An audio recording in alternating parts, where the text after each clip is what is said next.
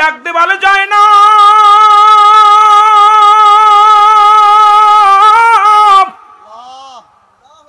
আমার বাবা জানের জুলফিকার মুবারক নিয়ে গো।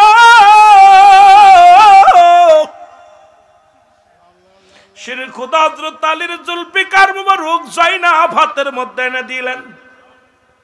হুসাইন রাদিয়াল্লাহু তাআলা তরবারি হাতের মধ্যে নিয়ে চোখের পানি ছেড়ে বলে, বাবাজি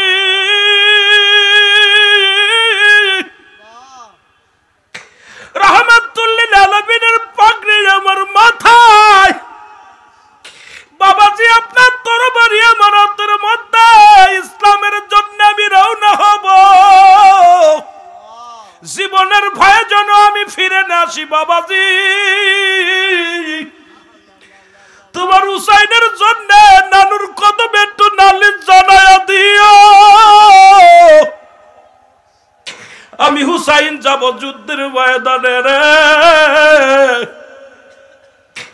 আমি হুসাইন সত্য ইসলামের জন্য জীবন বাজি রেখে যাব যুদ্ধের ময়দানে। জোরে জোরে চিল্লায় বলা যাবে না মারহাবা। চিৎকার দিয়ে বলে, জয়নাব কোথায় রে জয়নাব? জয়নাব হাজির। জয়নাব রে দুরুতায়, জয়নাব আমার আমির হামজার বল্লভখানা নিয়ে আসো। চাচা আমির হামজার বল্লভখানা আনা হলো। জয়নাব বল্লভখানা নিয়ে দিলেন যখন হাতের মধ্যে, হুসাইন রাদিয়াল্লাহু তাআলা একটা চিৎকার মেরে বলে, নানাজি এক হাতে আমার বাবার তরবারি, এক হাতে আমার বল্লভ, আমির হামজার বল্লভখানা নিয়ে যাব যুদ্ধের ময়দানে, মাথায় রাসূলুল্লাহর পাগড়ি মোবারক। আমি ছুটলাম যুদ্ধের ময়দানে, জীবন বাজি রেখে রওনা হয়ে গেলাম। যতক্ষণ পর্যন্ত এই জীবন আমার রুহটা আমার ভিতরে আছে, ততক্ষণ পর্যন্ত বাতিলের কাছে মাথা নত করব না। আজকে দেখলাম মুসলমান মিডিয়ার মধ্যে, ভারতের মধ্যে আমি মুসলমানদের বিজয় দেখে আনন্দ লাগছে। হাজার হাজার হিন্দুদের সামনে রাস্তার মধ্যে দাঁড়ায়া দাঁড়ায়া তারা সালাত আদায় করেছে। জোরে বলেন ঠিক কি না? চারিদিক থেকে বিজয় আসা শুরু হয়ে গেছে।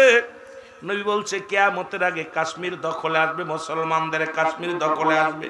দেখতেছি অবস্থা বেশি দূরে নয় রে মুসলমান, কারণ রাস্তার মধ্যে ওরা জয় শ্রীরাম বলে চিৎকার মারে। মুসলমান ওই শ্রীরাম চেনে নাই, কারণ মুসলমান এক মৌলাকে সিজদার জন্য রাস্তার মধ্যে মুসলমান যায় নামাজ বিছায়। এই পাগলেরা দাঁড়ায় গেছে আল্লাহর গোলামি করার জন্য। আর যে ব্যক্তি একবার আল্লাহর পাগল হয়ে যায়, নবীর ইশকে দেওয়ানা হয়ে যায়, পৃথিবীর কোন অস্ত্র, পৃথিবীর কোন বোমা, পৃথিবীর কোন অস্ত্র দ্বারা এই পাগলটারে থামানো সম্ভব হয় না। জোরে বলেন ঠিক কি না?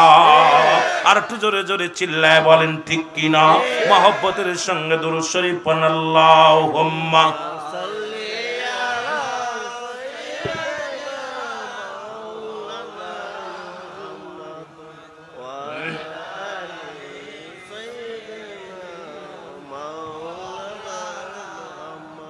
আরো জোরে বলেন আল্লাহুম্মা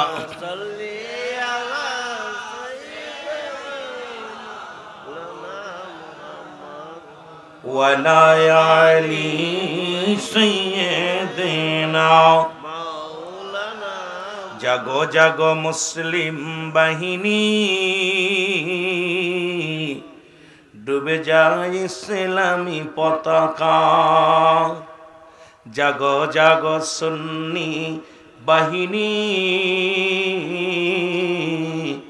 ডুবে যায় ইসলামী পতাকা।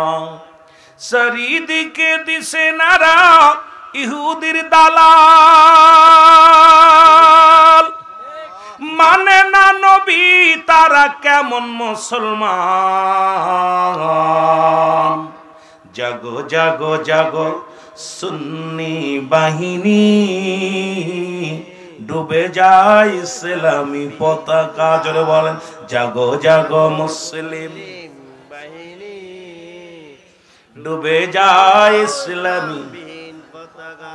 চারিদিকে দিছে নারা কাফের সমাজ, নবী মানে না তারা কেমন মুসলমান, মুখে মুখে তারা বলে নাকি তারাও হলো মুসলমান, মুখে মুখে বলে তারাও নাকি মুসলমান।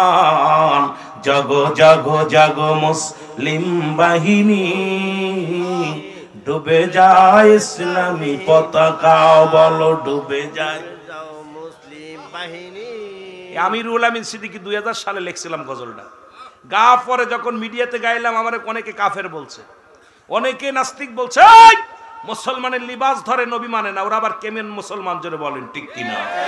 জাগো জাগো জাগো সুন্নি বাহিনী, ডুবে যায় ইসলামী পতাকা, বলো ডুবে যায়।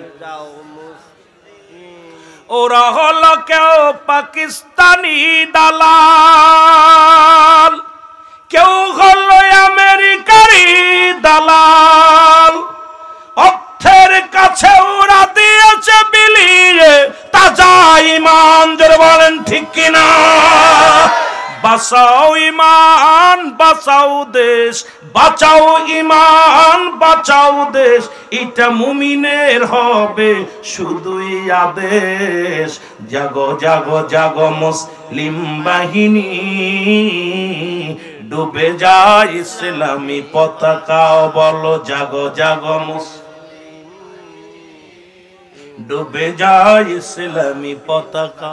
চারিদিকে দিশে নারা ইহুদি সমাজ, চারিদিকে দিশে নারা কাফের সমাজ, নবী মানে না তারা কেমন মুসলমান, নবী মানে না তারা কেমন মুসলমান। জাগো জাগো মুসলিম বাহিনী, ডুবে যায় ইসলামী পতাকা। সে যত বড় নেতা হোক নবী মানে না, সে কোনো নেতা না। যত বড় আলেম হোক নবী মানে না, সে কোনো মাওলানা না। যেরকম ঠিক কিনা? নবী মানে না। যত বড় পণ্ডিত হোক আমরা বলি ও পণ্ডিতই না। যেরকম ঠিক কিনা? নবীজির প্রেম ভালোবাসা যার অন্তরে যতটুক, তার ঈমান বলতে ততটুক। নবীর প্রেম ভালোবাসা যার অন্তরে নাই, তার ঈমান বলতে কিচ্ছু নাই, সরাসর বেঈমান।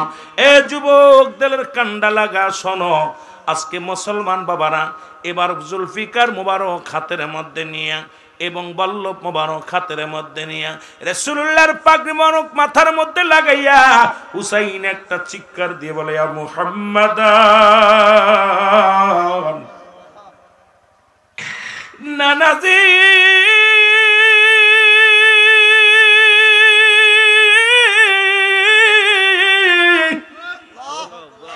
আমি তোমার হুসাইন রওনা হয়ে গেলাম। এ মুসলমান গভীর মনোযোগ, যাবার আগে বলে যাই জয়নাব, ও জয়নাব, আমার জয়নাল বড় ছোট, আমি আমার রাসূলুল্লাহর জন্য রেখে গেলাম। আমার জয়নাল অসুস্থ, জয়নালের গায়ে জ্বর, প্রচন্ড জ্বর। আমার জয়নালকে রেখে দিলাম, যদি বেঁচে থাকে রাসূলুল্লাহর ইসলামের দাওয়াত দিবে। আমি চলে যাই, যুদ্ধের ময়দানে যাব। জয়নাল ভিতর থেকে লাফতে এসে বলে, আমি যাব যুদ্ধের ময়দানে যাব গো। হুসাইন ডাকতে বলে, জয়নাল রে না না, তুমি ছোট্ট মানুষ, তুমি যাইতে পারবা না, তোমাকে রেখে গেলাম। আমার নবী রাহমাতুল লিল আলামিনের উম্মতের জন্য, দাওয়াতের জন্য রেখে গেলাম। হুসাইন ডাকতে বলে, জয়নাব, যাবার আগে দুইটা উপদেশ দিয়ে যাব। এক নাম্বার উপদেশ হলো ওরা আমাকে মেরে ফেলবে, আমাকে ক্ষত বিক্ষত করবে, আমার লাশটাকে অনেক অনেক কষ্ট দিবে, লাশকে অনেক নির্যাতন করবে। রে জয়নাব রে, পৃথিবীর মধ্যে আমাকে মেরে ফেলবে ওরা, পৃথিবীর মধ্যে আমাদের জন্য কারুর কাছে বিচার চাবি না, আমাদের বিচারের জন্য কোনো রাজা দরবারে যাবি না, কোনো মন্ত্রীর দরবারে যাবি না। যদি বেঁচে থাকো, যদি আল্লাহ তোমাদের বাঁচিয়ে রাখে, জয়নাব রে, জাবার রহমাতুল্লিল আলামিনের রওজার পাশে দাঁড়ায়া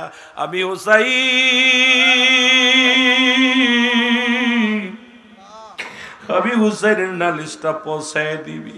আমি সালাম দিয়ে গেলাম আমার নানাজি রে জয়নাব, আমার নানার রওজার পাশে দাঁড়ায়া আমি হুসাইনের নালিশ গুলো জানায়া দিবি। আমার ভাইরা, আমার বন্ধুরা, আমার জয়নাব রে, আমাকে মারিয়া ওরা ক্ষত বিক্ষত করে ফেলবে, আমার সকিনারে আমার লাশের পাশে যাইতে দিবি না। আমার এই ক্ষত বিক্ষত লাশ দেখে আমার সকিনা সহ্য করতে পারবে না। একটা দাবি তোর কাছে করে যাই জয়নাব, ও জয়নাব, আমার সকিনারে আমার লাশের পাশে যাইতে দিবি না। জোরে জোরে চিল্লা বলা যাবে না আল্লাহু আকবার। নবী মুহাম্মদ আপনি পারে রাখেন দারো, নবী মুহাম্মদ, জোরে বলেন না, নবী মুহাম্মদ আপনি পারে রাখেন দারো, আপনাকে দি আসেন আল্লাহ রহমতের ভারো। নবী মুহাম্মদ ওমা আরসালনাকা ইল্লা রাহমাতাল লিল আলামিন। আল্লাহ কয় আমি হলাম রব্বুল আলামিন, নবী হলো রাহমাতাল লিল আলামিন। নবী উম্মতের জন্য, গোটা পৃথিবীর জন্য রহমত। আমরা মুসলমান সেই নবীরে ভালোবাসতে চাই কি চাই না?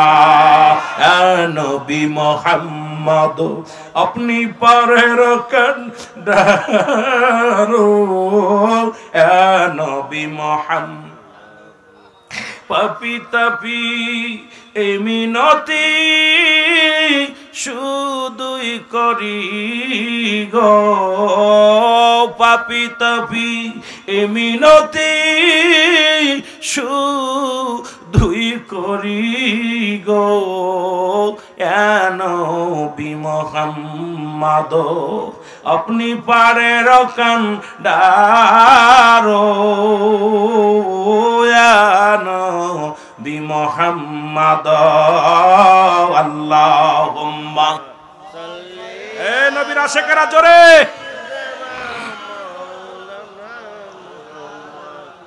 ওয়ালা আলি সাইয়্যিদিনা। এ ভাইরা, আমার বন্ধুরা, আমার হুসাইন রাদিয়াল্লাহু তাআলা ডাকতে বলে জয়নাব,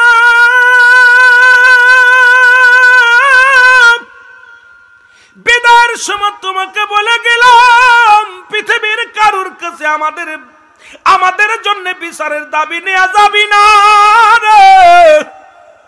যুদ্ধের ময়দানে চলে গেল, অনেকগুলো সৈন্যের সঙ্গে মোকাবেলা করলেন। জীবনের ভয়ে হুসাইন পালালেন না। অনেক তীর, অনেক তরবারির আঘাত হুসাইনের গায়ের মধ্যে লাগে। হুসাইন জমিনের মধ্যে শুধু একটা চিৎকার মারে, ইয়া মুহাম্মাদান নানাজি, ও নানাজি, আমি যেন জীবনের ভয় না করি। অনেকগুলো তীর বর্ষার আঘাতে হুসাইন রাদিয়াল্লাহু তাআলা জমিনের মধ্যে পড়ে গেছে, গোড়া থেকে জমিনের মধ্যে পড়ে গেছে। ও মুসলমান, আমি বলতেছিলাম দাড়ি টুপি দুইকা ভুলে যেও না, হাজার লোক দেখে ভুলে যেও না। ওই ইয়াজিদ ছিল দামেস্কের মসজিদের ইমাম, যার পিছে 1.25 লক্ষ মানুষ নামাজ আদায় করত। আজকে আমাদের দেশে এরকম কত মাওলানা আছে, লক্ষ লক্ষ মানুষ দেখায় মানুষকে পাগল করে। আমার বাবারা চিন্তা করছেন, একটু চিন্তা করবেন, বয়া বয়া রে, এজিদ তোর দাড়ি ছিল, টুপি ছিল, কোরআনের হাফেজ ছিল, কিন্তু নবী মানতে পারে নাই। কোরআনের হাফেজ হইয়া যিনি দামেস্কের মসজিদের ইমাম, ও আলেম উলামা একটু গভীর মনোযোগ দিয়া জানার দরকার।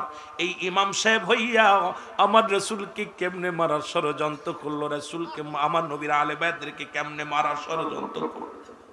আরে হুসাইন হাসান রাদিয়াল্লাহু তাআলা কে সরায়া দিছে, হুসাইনকে সরানোর জন্য কত ফন্দি।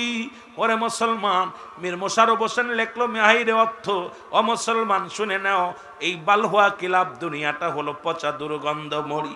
মানুষের চরিত্র হলো কুকুরের চরিত্র।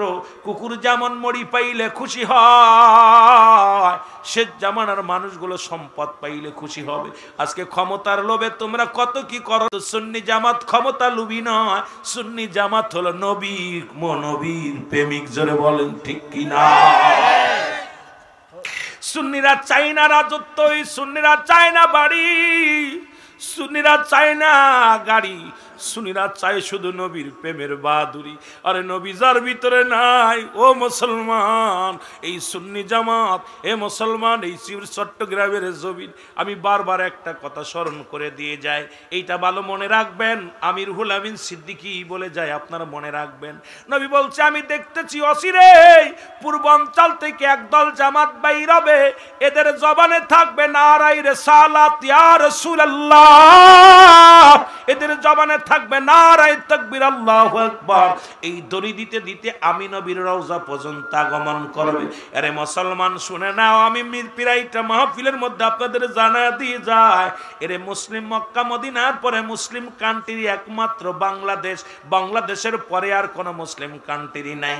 এই বাংলাদেশের শেষ প্রান্তের মানুষগুলো চট্টগ্রাম খাগড়াছড়ির মানুষ। শোনো, এই চট্টগ্রাম জমিন থেকে আহলে সুন্নাতুল জামাতের পাগলেরা, এই গাউসে পাকের পাগলেরা, শুনে নাও, শুনে নাও, এখান থেকেই সেই ধ্বনি উত্তোলন হবে। এদের জবানে থাকবে নারায়ে তাকবীর আল্লাহু আকবার, নারায়ে রিসালাত ইয়া রাসূলুল্লাহ। কাফেলা করে মদিনার দিকে রওনা দিবে। জোরে বলেন সুবহানাল্লাহ। আরে ভালো করে হলেন, নবীজি বলতেছে, আমি দেখতেছি অচিরেই পূর্বাঞ্চল থেকে একটা জামাত বাইরে, একটা দল, সেই দলের জবানে থাকবে নারায়ে রিসালাত ইয়া রাসূলুল্লাহ, নারায়ে তাকবীর আল্লাহু আকবার। এই ধ্বনি দিতে দিতে আমি নবীর রওজা পর্যন্ত তার আগমন করবে। এটার প্রমাণ চট্টগ্রামের মানুষ দেখিয়ে দিচ্ছে। যখন জশ্নে জুলুস হয়, নবীর মামার নবীর আগমনের মাস আসে, এই বাবারে গভীর মনোযোগ, এই পবিত্র ঈদ মিলাদুন নবী যখন উদযাপন করে, এই আশিকে রাসূলেরা ঘরে থাকে না, ঘর থেকে বাইর হয়ে রাস্তার মধ্যে শুধু তাদের একটাই স্লোগান, নারায়ে রিসালাত ইয়া রাসূলুল্লাহ, নারায়ে রিসালাত ইয়া রাসূলুল্লাহ। জোরে বলেন ঠিক কিনা? আরো জোরে বলেন ঠিক কিনা? আমার দৃষ্টিতে, আমার ক্ষুদ্র জ্ঞান, বাংলাদেশের মধ্যে, বাংলাদেশের পরে আর কোনো মুসলিম কান্ট্রি নাই। আর এই বাংলাদেশের শেষ প্রান্তে পূর্বাঞ্চলের মানুষ হলো চট্টগ্রামের মানুষ। এই জন্য আমাদের ওদিকে খুলনা বিভাগে সুন্নি বললে মানুষ হাসে, কয় এটা আবার কোন হালুয়া। বুঝতে আর বাকি নাই, এখান থেকেই সেই কাফেলা বাইর হবে। এই সেই কাফেলার সৈনিক জন আল্লাহ আমাদের কবুল করে। জোরে বলেন ঠিক কিনা? আর একটু জোরে বলেন। গোটা বিশ্বকে জানিয়ে দেয় বাংলাদেশের চট্টগ্রামের মানুষ যে আমরা নবীর প্রেমিক ছিলাম, আসি, থাকবো। জোরে বলেন ঠিক কিনা? আরো জোরে বলেন। প্রমাণ দেখেন, এত বড় জুলুস, এত বড় নবীর প্রেমিকের দল অন্য দেশে বাইর হয় না। এই যেভাবে রাস্তায় নামে পাগলেরা, যেভাবে পাগল হয়, আমার মন, আমার জ্ঞান, আমার ধ্যান, আমার বিবেক বলে সেই কাতার হবে। এখানে হলে সুন্নাতুল জামাতের কর্ণধারেরা, এই আশিকের রাসূলেরাই যাবে রাসূলুল্লাহর রওজা পর্যন্ত কানতে কানতে। কারণ চারিদিকের যে অবস্থা, আমরা মদিনার পাগল, মদিনার দিকেই রওনা হব। জোরে বলেন ঠিক কিনা? আমরা মদিনার পাগল, আমরা নবীজির পাগল। বলেন মদিনার পাগল আমরা। এর মদিনার ধুলি বালি, মদিনার ধুলাবালি, চোখেরই কাজল, আমরা মদিনার পাগল, আমরা নবী। আরো জোরে বলেন, আমরা মদিনার পাগল, আমরা নবীজির পাগল। ঠিক কিনা? ঠিক কিনা?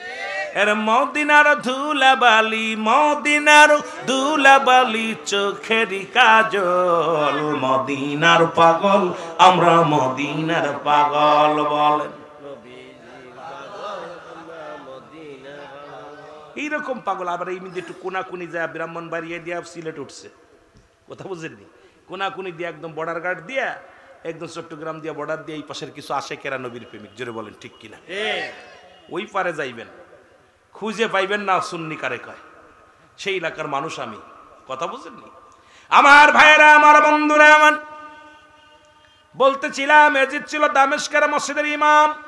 কি ছিল?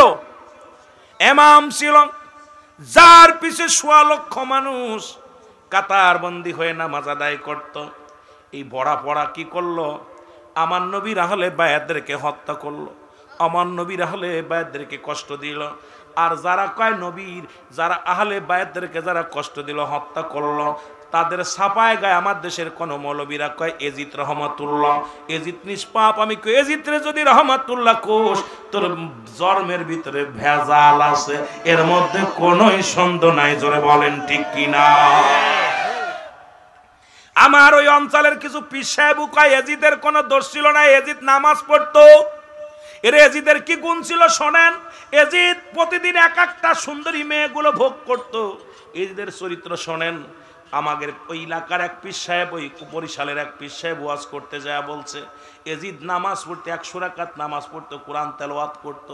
এজিদের গুন্ডা শুনে নেন, এজিদের আসল গুন্ডা জানে না উনি। এজিদ ছিল নারী পিপাসিত, সে নতুন নতুন নারীগুলো ভোগ করত। এজিদ ছিল মদখোর, এজিদ ছিল গমদখোর, এজিদ ছিল বদমিজাজি, এজিদ ছিল মানুষ খুনের, মানুষের রক্তখোর। এই পৃথিবীর মধ্যে সব চাইতে লম্পট ছিল হলো এজিদ। সেই মঞ্চে বইয়া যদি এজিদের ছাপায় গায়, মনে করবেন মনে হয় এজিদের পেয়ে তাত্তা ভর করে সর ভিতরে। জোরে বলেন ঠিক কিনা? কথা বোঝেন? এজিদ নামাজ পড়তো, নামাজ পড়তো, পড়াইতো, কিন্তু এজিদ ছিল এমন নারীখোর, মদখোর, জিনাখোর। এজিদকে যারা রহমাতুল্লাহ বলে, আমি কইটা আরেকটা ভণ্ড। জোরে বলেন ঠিক কিনা? ভণ্ড, প্রতারক, বদমাইশ। আমার ভাইরা, আমার বন্ধুরা, আমার গভীর মনোযোগ, যে কথাগুলো বলি, হুসাইন রাদিয়াল্লাহু তাআলা জমিনের মধ্যে পড়ে গেছে। এরপরে ওই মসজিদের কেউ কেউ বলে দামেস্কের মসজিদের মুয়াজ্জিন ছিল হলো শেমর।